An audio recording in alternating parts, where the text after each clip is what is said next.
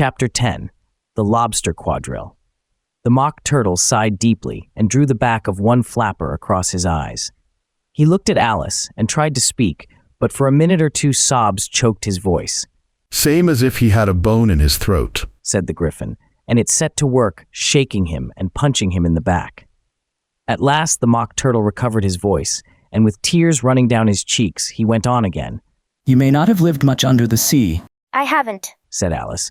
"and perhaps you were never even introduced to a lobster."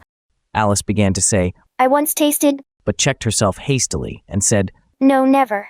"So you can have no idea what a delightful thing a lobster quadrille is." No, indeed. said Alice.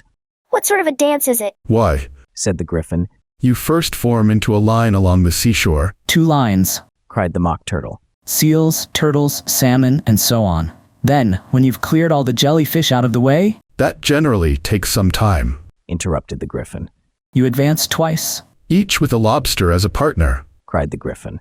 "Of course. The Mock Turtle said, Advance twice, set to partners." "Change lobsters and retire in same order." Continued the Griffin. "Then, you know, The Mock Turtle went on, you throw "The lobsters. shouted the Griffin, with a bound into the air. as far out to sea as you can. Swim after them." Screamed the Griffin. Turn a somersault in the sea." Cried the Mock Turtle, capering wildly about. "Change lobsters again." Yelled the Griffin at the top of its voice. "Back to land again, and that's all the first figure." Said the Mock Turtle, suddenly dropping his voice.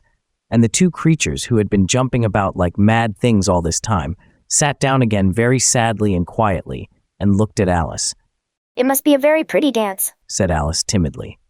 "Would you like to see a little of it?" Now that was getting good. The full video is on my channel. Come and listen.